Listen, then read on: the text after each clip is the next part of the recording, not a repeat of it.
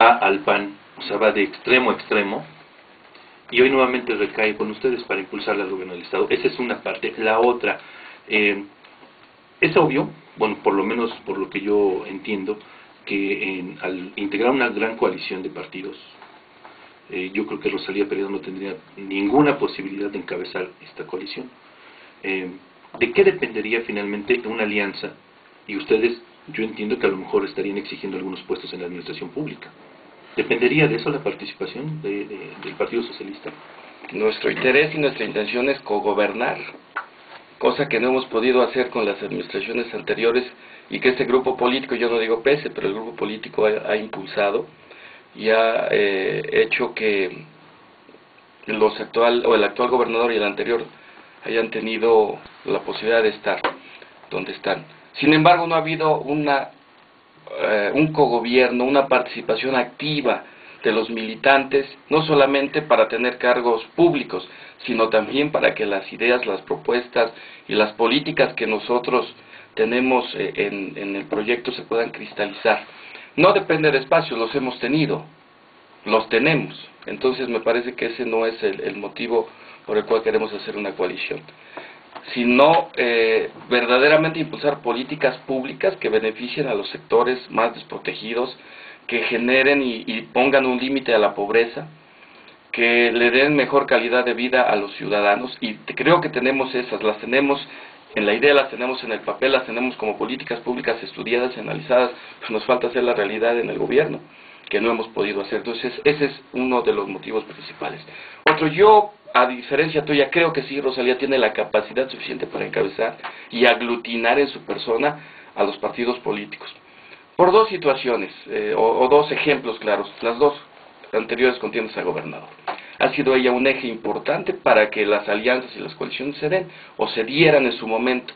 La operación y oficio político que ella tiene, nos parece que es un importante elemento. Y además, independientemente de que haya caminado de un extremo a otro o de un partido a otro, creo que la gente conoce a la persona. 30 y tantos años de lucha social con los campesinos, con los sectores populares, me parece que eso pues no se pierde por la militancia, porque ni siquiera es militante en este caso del PAN, sino porque se representó coyunturalmente o en ese momento político la posibilidad de contender a un espacio que en nuestra idea la única forma de poder hacer realidad las políticas públicas y algunos programas que traemos es estando en el poder. Y cuando... perdón. No. Es que a mí me llama la atención el discurso que desde luego no es novedoso y pues se me hace muy difícil imaginar que se inventara un nuevo discurso político en nuestra manera de hacer política muy a la mexicana, ¿no? Cuando hablas de que es bueno que haya una gran gama de partidos políticos porque entonces sí hay representación es más, representan opciones para la ciudadanía. Y me pregunto, ¿opciones de qué tipo? Que dicen que no. Y yo complementar, bueno, el asunto que hablas es la candidatura de Rosalía, ¿no? El encabezarla. Ya destacaron ustedes todas sus virtudes que desde su punto de vista tiene, pero ¿qué va a pasar si en esta coalición no dejan pasar a Rosalía Peredo? ¿No? Que es, yo creo que lo veo como una de las opciones más pues más viables en algunos de los partidos políticos con los que están en pláticas y quienes ya llevan trabajando también sus candidaturas y que también se ve muy difícil que declinen, ¿no? Hablemos del PRI, del PRD. ¿Qué va a pasar ahí? Si no va ella, no se suma. Bueno, yo creo que hay efectivamente dos etapas en este camino. Primero es el asunto de construir la coalición. Y segundo es el asunto de los procesos internos de cada partido. Yo creo que ningún partido en este momento ha dejado de hacer su trabajo. El PRD ya anunció su proceso, nosotros también. Entiendo que el PRI con los eventos de fin de semana también ya dio camino a su proceso interno y el resto de los partidos hará lo propio. En ese sentido seguiremos caminando, pero hay una cosa común, me parece que en todas las convocatorias o en todos los acuerdos, que si hay coalición acordada entre los partidos, entonces los procesos internos se detienen para entrar en la dinámica de los convenios que se tendrán que establecer a efecto de ser registradas estas coaliciones en el instituto. Y yo creo que antes de que se registren formalmente los convenios, cuando las coaliciones se den, es que ya hay acuerdos políticos firmes y establecidos. Y en esos acuerdos políticos también debe de estar establecido de manera puntual quién o cómo se va a elegir el que encabece esta gran coalición, hombre o mujer. Y en ese sentido es la respuesta. Si nosotros nos sumamos a esa coalición con esos acuerdos, estaremos dispuestos entonces a someternos a las reglas que fijen los partidos políticos y estaremos apoyando a quien salga electo o designado de estos acuerdos o de estas reglas. Tú hablabas hace un momento de este interés que tienen de cogobernar, pero en los hechos está demostrado que no ha sucedido así, por lo menos en los 2 últimos sexenios se ha evidenciado de esa manera.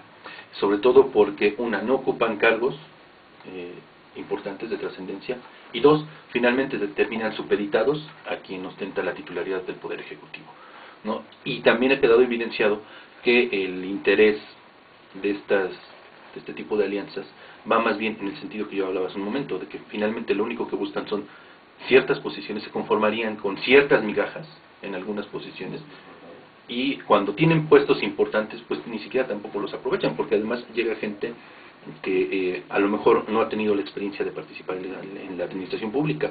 El caso concreto lo tenemos ahí, por ejemplo, en finanzas, con Andrés Hernández Ramírez, ¿no? Que desde el sexenio anterior, bueno, lo vimos también, y bueno, no, el señor no tenía ni siquiera la capacidad de hablar frente a un micrófono, o sea, con unas cosas tan nimias.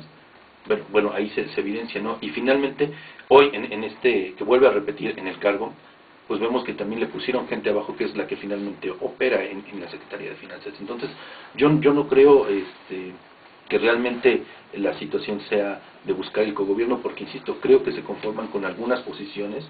Bueno, lo vimos también ahora con Víctor Morales en Protección Civil, por ejemplo, ¿no? O sea, posiciones, insisto, que no son trascendentales y que tampoco permiten una forma de cogobernar. Bueno, yo no tengo nada que decir. A tu opinión me parece que es evidente lo que tú estás diciendo, y si no, les ponen gente que verdaderamente maneja, los cooptan. Y en ese sentido, pues es difícil.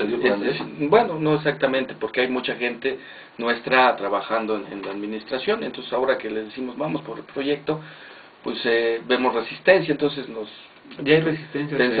Pensamos que a lo mejor hay opresiones o también pues el trabajo es el trabajo, ¿no? Pero bueno, no es el tema. Es decir, el sueldo es el sueldo. Decía que no es el tema. El tema es en el asunto de que precisamente el reto es llegar a cogobernar. O sea, en la primera coalición o la primera alianza con la candidata común de Sánchez Anaya fue lograr que hubiese alternancia en el poder. Se logró, se consiguió. Después se buscó ya la manera, ya no de alternancia, porque ya había cambiado el partido tradicional que había gobernado por un buen rato por otro. Sin embargo, se dio el cambio también hacia otro partido, pero no hubo, por lo que ustedes comentan, o tú comentas, Fabián, esa posibilidad de que nuestras ideas se hicieran gobierno.